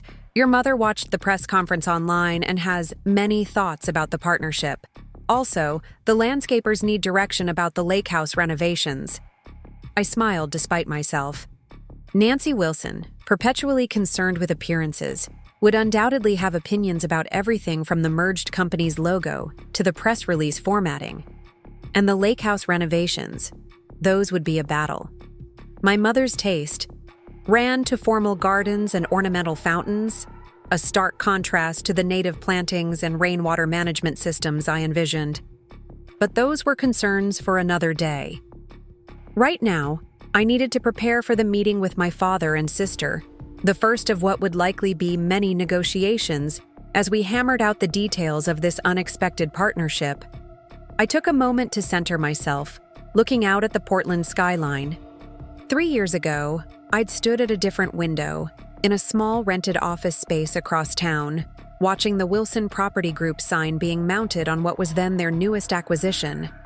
I'd felt so small that day, so marginalized, wondering if I'd made a terrible mistake in walking away from the family business. Now I was meeting them as an equal, more than equal if the market valuations were considered. New Horizon, built from scratch with sustainable principles at its core, was worth more than the decades-old Wilson Property Group with its portfolio of luxury developments. It was a vindication I'd scarcely allowed myself to imagine. A knock at the door interrupted my thoughts. Taylor entered with a bottle of water and a protein bar. "Thought you might need these. You didn't eat breakfast, and it's almost 2. I accepted them gratefully. "What's your read on the room? Dad and Amanda?" "Your father is subdued, polite even. Amanda's all business. She brought 3 binders of financial statements and transition plans." Taylor hesitated. "It's strange seeing them here, in our space, like worlds colliding." "That's exactly what's happening," I agreed. "And our world needs to maintain its integrity during the collision." She nodded, understanding my concern. "I've asked the executive team to join the meeting. Strength in numbers." "Good call." I finished the water and straightened my jacket. "Let's not keep them waiting." The main conference room at New Horizon was designed to reflect our company values. A table made from reclaimed wood, chairs constructed from recycled materials, living plants integrated into the walls. It stood in stark contrast to Wilson Property Group's traditional boardroom with its mahogany paneling and leather chairs, a physical manifestation of the cultural differences we would need to reconcile. My father and Amanda were seated on one side of the table with Marcus, surprisingly, beside them. 4 members of my executive team occupied chairs on the opposite side, leaving the head of the table empty. A symbolic choice, I noted. Neither a Wilson position nor a subordinate one. "Rachel," my father stood as I entered. "Excellent press conference. The market's responding well. The partnership announcement appears to have stabilized Wilson stock," Amanda added, gesturing to the tablet in front of her. "And New Horizon is up nearly 4 points now." "Good," I said, taking the seat at the head of the table. "But today isn't about stock prices. It's about establishing a framework for how this partnership moves forward." My father nodded, surprisingly deferential. "We've prepared some preliminary thoughts on integration strategies." He slid a folder across the table. I didn't open it. Before we discuss specifics, I want to clarify expectations. This isn't a Wilson acquisition of New Horizon. This isn't New Horizon absorbing Wilson Property Group. This is a true merger of equals, creating something new. Agreed, Amanda said quickly. That's the premise of my proposal. And while I've committed to exploring this partnership in good faith, nothing is finalized, I continued. The next 30 days are a due diligence period. If at any point the terms don't serve New Horizon's mission or its stakeholders, I reserve the right to return to the original acquisition plan. A flash of concern crossed my father's face, but he masked it quickly. Understood. We're entering these discussions with complete transparency and commitment to finding mutual benefit. I finally opened the folder. Inside was a detailed outline of a phased integration process, beginning with a holding company structure that would allow both entities to maintain separate operations while aligning strategic direction. A holding company? I raised an eyebrow. That seems designed to preserve the status quo rather than create true integration. It's just for the transition period, Amanda explained, to minimize disruption while we align processes and culture. Phase 2 would involve more substantive integration. Taylor leaned forward. Our concern is that a holding company structure could allow Wilson Property Group to continue practices that don't align with New Horizons' sustainability commitments.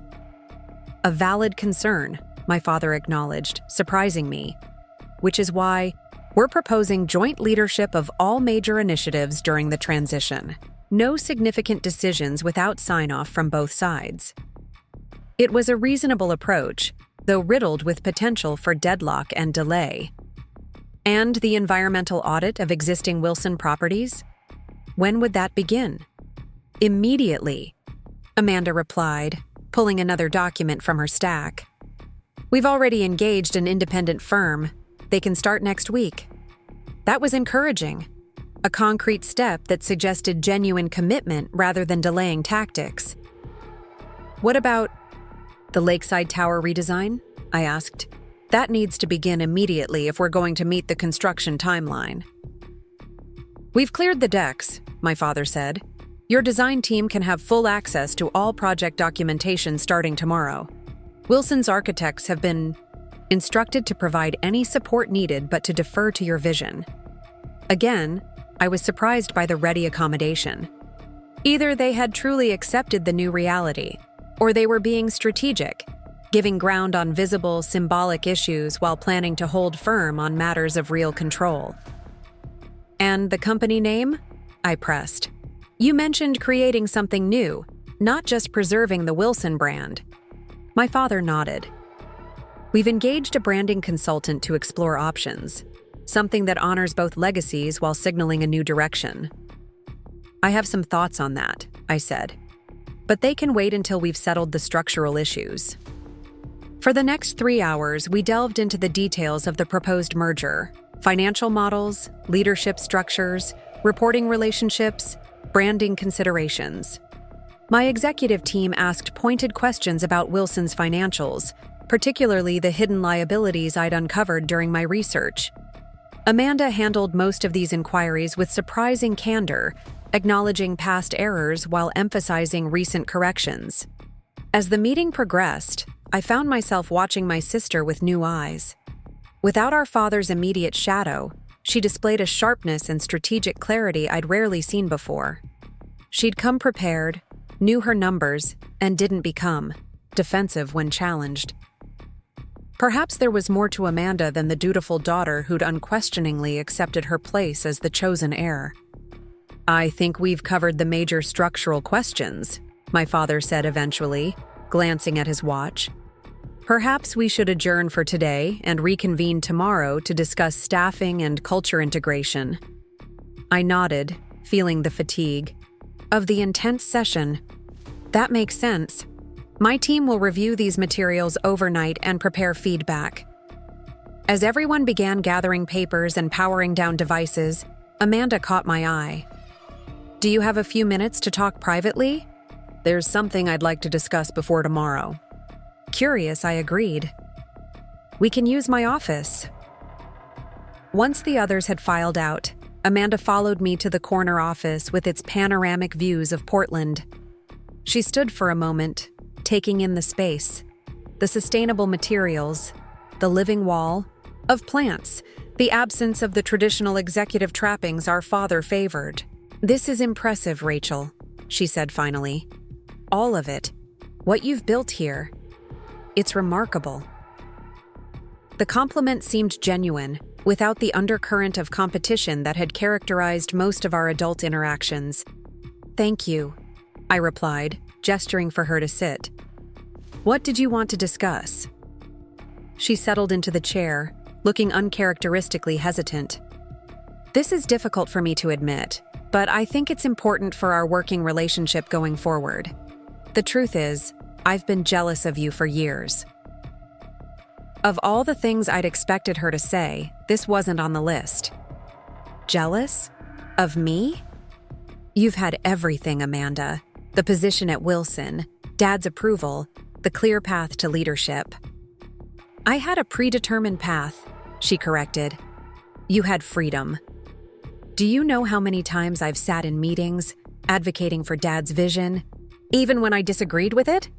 How many times I've implemented strategies I knew were flawed because questioning them would be seen as disloyalty?"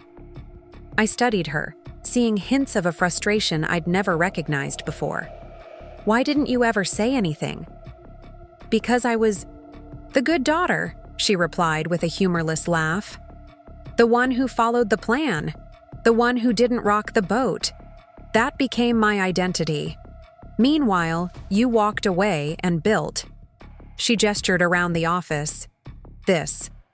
Something authentic. Something that's actually changing the industry." The admission hung between us, a revelation that shifted my understanding of our relationship.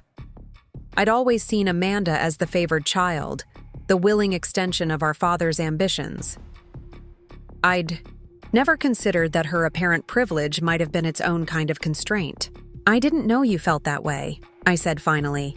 "How could you? We stopped really talking years ago." She leaned forward. "But now we have a chance to create something together, something better than either of us could build alone. I have the connections, the experience with luxury development. You have the innovation, the sustainability vision. We could be an incredible team if we can get past our history." The sincerity in her voice was compelling. For a moment, I allowed myself to imagine what she described. A true partnership with my sister, combining our complementary strengths, creating a company that honored the best of the Wilson legacy while embracing New Horizons' forward-thinking approach. "It won't be easy," I cautioned. "There's a lot of baggage."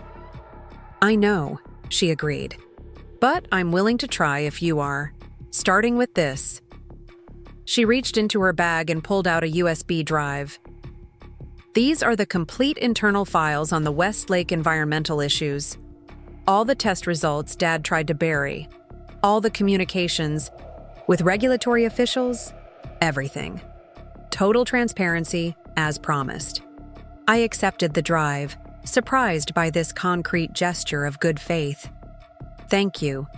This will help us address the situation properly." "There's something else," she continued. "I'd like you to consider taking the CEO position in the merged company." That stopped me cold. "What?" "I've been thinking about it since yesterday. You should be CEO. I'll take COO or another C-suite role, but you should lead." "Why?" I asked, genuinely puzzled. "You've been groomed for leadership your entire career." "I've been groomed to maintain the status quo," she corrected. "This new company needs a visionary, someone who sees where the industry is heading. That's you, not me." The offer was unexpected and, I had to admit, tempting. CEO of the merged entity would give me the platform to implement sustainable practices at a scale I'd only dreamed of. But it also felt like too easy a victory, too neat a resolution to years of complex family dynamics. "I appreciate the offer," I said carefully, "but I think we need more time to define the structure. Maybe co-leadership during the transition, with clearly defined areas of responsibility. Amanda nodded, accepting this middle ground. That makes sense. We can discuss the details with the teams tomorrow. As she stood to leave, she paused, looking at the photographs on my desk. Not family portraits, but images of New Horizon, projects, buildings that embodied my vision for sustainable development. I am sorry, Rachel, she said quietly, for not standing up for you 3 years ago when Dad dismissed your ideas, for accepting my place in the hierarchy without questioning why you weren't given the same opportunities, for all the Thanksgivings and Christmases where we treated you like the family disappointment when you were anything but. The apology was unexpected, a vulnerability I'd rarely seen from my composed, controlled sister. It touched something in me that I'd tried to ignore. The lingering hurt beneath the determination, the need for acknowledgement not just as a successful businesswoman, but as a valued member of the family. Thank you for saying that, I replied, my voice steadier than I felt. It means more than you might think. After she left, I sat in the growing dusk, watching Portland's lights flicker on across the cityscape. The day had brought revelations I couldn't have anticipated. My father, accepting a partnership of equals. Amanda, admitting jealousy and offering the CEO position. Both of them, in their own ways, finally seeing me, not as the artistic daughter with impractical ideas, but as a formidable businesswoman whose vision had been right all along. It was what I'd wanted, wasn't it? Recognition, respect, a seat. At the table I'd been denied. And yet, something felt unresolved. As if the victories of the day, substantial as they were, had exposed a deeper question I hadn't fully confronted. What did I really want from my family, beyond professional acknowledgement? My phone buzzed with a text from Marcus. Your mother is asking if you'll be at the lake house this weekend to discuss renovations. The lake house, the symbolic heart of the Wilson family, now technically mine through the bank acquisition. I hadn't been back since that dramatic Thanksgiving exit. The thought of returning, not as the dismissed daughter but as the property's owner, dictating renovations to my mother, brought no satisfaction. I texted back, "Tell her I'll come Saturday morning. Just her and me, no Dad or Amanda." His reply was immediate. Done. She's already planning a lunch menu and has opinions about the sustainable landscaping proposals. Of course she did. Nancy Wilson's response to any situation, no matter how complex or emotionally charged, was to assert control through hospitality and home decor. It was both maddening and oddly comforting in its predictability. Taylor appeared in the doorway, interrupting my thoughts. The executive team wants to debrief while the meeting is still fresh. Are you up for it? I nodded, setting aside personal reflections for business concerns. Conference room in 10 minutes, and have legal start reviewing those merger documents. Immediately. I want a complete analysis by morning. The next day passed in a blur of meetings, each more detailed than the last. Integration planning, financial modeling, cultural assessment, brand strategy. My father and Amanda arrived with their core team, and the discussions were surprisingly productive. There were tensions, certainly. Moments when Wilson's old guard. Executives bristled at New Horizons' collaborative approach. Times when my team questioned Wilson's commitment to sustainability. But overall, the framework of a viable partnership began to emerge. By Friday evening, we had the outline of an agreement. A true merger with integrated leadership and a new corporate identity. Environmental audits of all Wilson properties would begin immediately. The Lakeside Tower project would be completely redesigned according to my sustainable vision, becoming the flagship development for the new company. And a transition committee with equal representation would manage the integration process, ensuring neither culture dominated. I think we've made remarkable progress, my father said as we concluded the final session. The attorneys can draft the formal agreement over the weekend, and we can review it Monday. I nodded, exhausted, but satisfied. With the direction. Agreed. And Amanda and I will continue working on the leadership structure. As the teams dispersed, Taylor lingered behind. "Your mother called the office. Twice. Something about paint samples for the lake house?" I couldn't help but laugh. In the midst of the most significant business transaction in Pacific Northwest real estate this decade, Nancy Wilson was concerned about paint colors. "I'm seeing her tomorrow," I said. "Apparently, we're having lunch and discussing sustainable landscaping." Taylor raised an eyebrow. "That should be interesting." That's one word for it. I gathered my things, ready to head home after the grueling week. "How do you think it's going? Honestly? This merger concept." She considered the question seriously. "Better than I expected. Your father is being surprisingly reasonable. Amanda seems genuinely committed to the partnership approach, and the market loves it. Both stocks are up significantly." "But," I prompted, hearing the reservation in her voice, "but mergers are complicated, especially when family dynamics are involved. The real test will come when you have to make tough decisions that go against Wilson's traditional approach." She was right, of course. The theoretical alignment was the easy part. The practical implementation, changing processes, shifting priorities, merging cultures, that would be the true challenge. "One day at a time," I said, "starting with surviving lunch with my mother tomorrow." Saturday morning dawned clear and cold, a rare sunny day in late November. The drive to Lake Sammamish took longer than I remembered, or perhaps it just felt that way as I anticipated the coming conversation. Nancy Wilson was a formidable presence in her own right. Less overtly powerful than my father, but no less influential in shaping the family's dynamics. The lake house emerged through the trees, grand and imposing as always. But this time, as I pulled into the circular drive, I saw it with different eyes. Not just as the symbol of Wilson's success, but as a property with untapped potential. The vast lawn, chemically maintained for perfect greenness, could become a native meadow. The ornamental shrubs could be replaced with indigenous plants that supported local wildlife.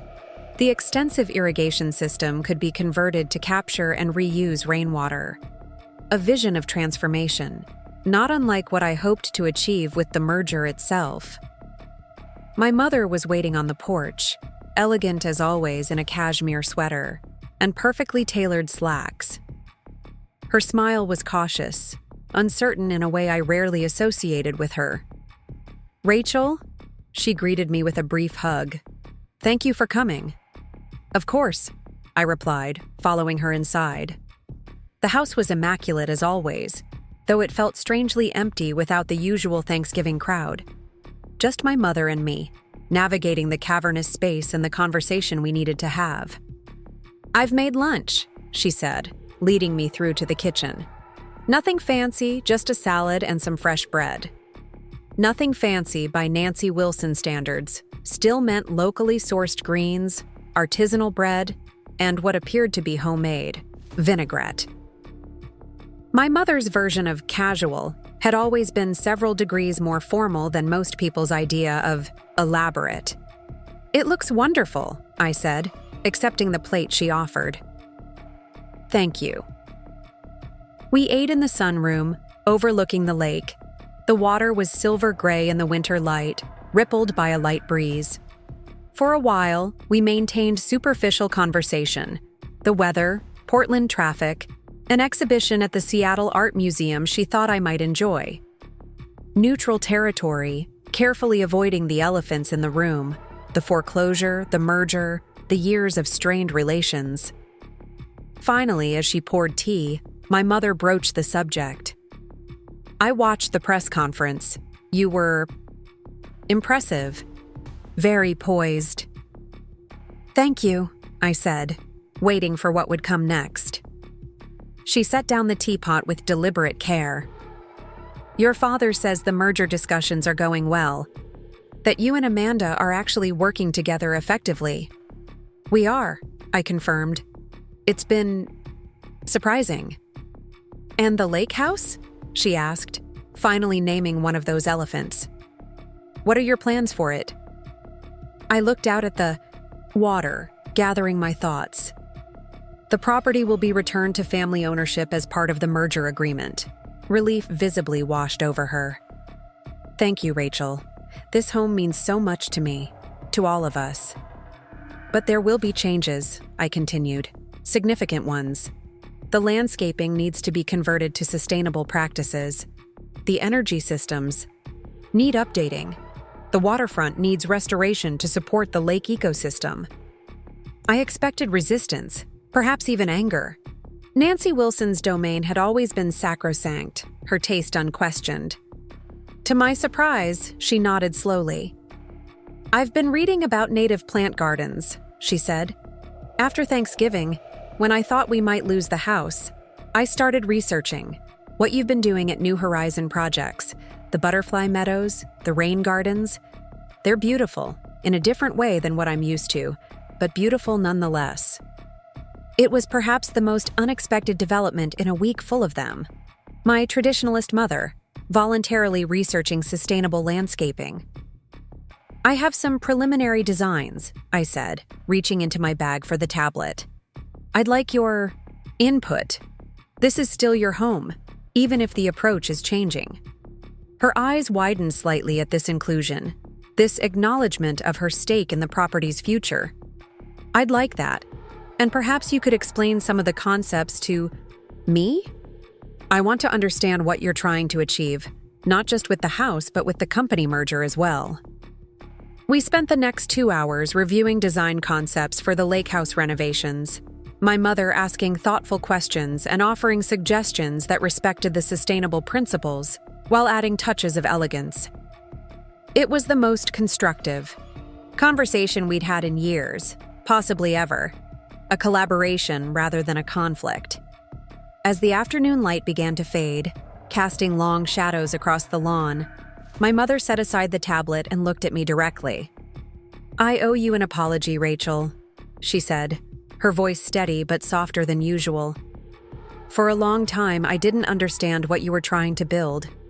I saw your departure from Wilson as a rejection of our family, not as the creation of something valuable in its own right. The admission surprised me, not least because Nancy Wilson rarely acknowledged being wrong about anything. What changed your perspective? I asked. Thanksgiving, she replied simply. Seeing what you'd accomplished, how you'd taken your vision and made it real despite our dismissal. And then, these past few days, watching the business news, reading about New Horizons innovations, you've created something meaningful, something with lasting impact. I'm proud of you. The words I'd longed to hear for years offered now without qualification or caveat. They landed with unexpected weight, settling something restless inside me. Thank you, I said, my voice steadier than I felt. That means a lot. She reached across the table and took my hand, a rare gesture of physical affection. This merger, if it happens right, could be extraordinary. A true legacy that honors the Wilson name while embracing a better future. Your father sees it now. Amanda, too. We were slow to understand, but we're catching up. As I drove back to Seattle that evening, heading for my hotel before returning to Portland the next day, I found myself reflecting on the week's transformations. The angry departure from Thanksgiving dinner seemed almost distant now, replaced by a series of conversations I couldn't have imagined then. My father accepting partnership, Amanda offering the CEO position, my mother embracing sustainable design concepts.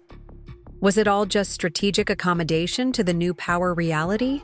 Perhaps, in part. The Wilsons were nothing if not adaptable when necessary, but there seemed to be genuine shifts beneath the surface, acknowledgments of error, recognitions of value, apologies offered without prompting. Not perfect, not complete, but movement in a direction I hadn't dared hope for when I'd planned my Thanksgiving revelation. My phone rang through the car speakers. Taylor.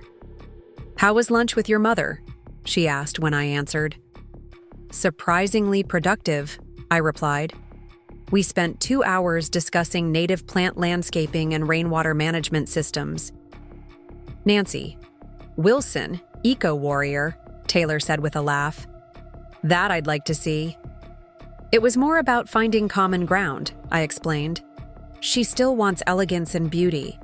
I want sustainability. Turns out those aren't mutually exclusive.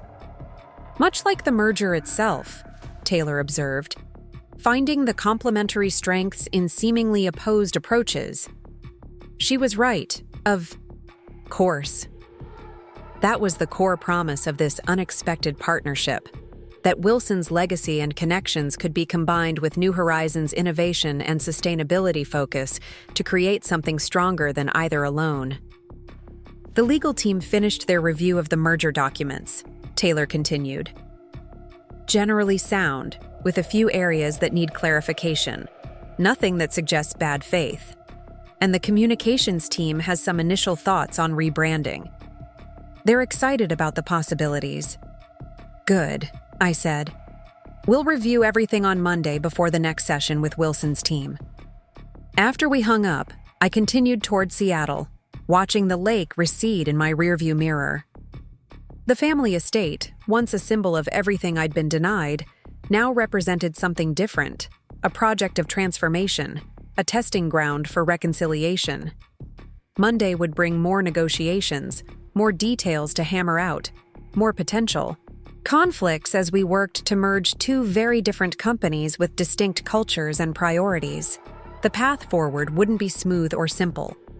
Old habits die hard, and the Wilson way of doing business was deeply ingrained in my father, and, to some extent, in Amanda as well. But for the first time, I felt we were working toward a shared vision rather than competing agendas. Not just a business arrangement born of necessity, but a genuine opportunity to create something that honored the best of both traditions while charting a new course. As I merged onto the highway, leaving the lake behind, I thought about Marcus calling me boss at Thanksgiving dinner. How that moment of revelation had felt like the culmination of years of effort and determination.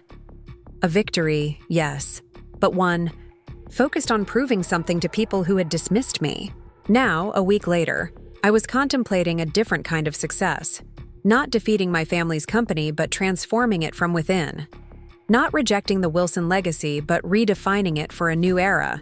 Not severing family ties, but rebuilding them on more equal footing. Perhaps that was the greatest lesson from this unexpected journey.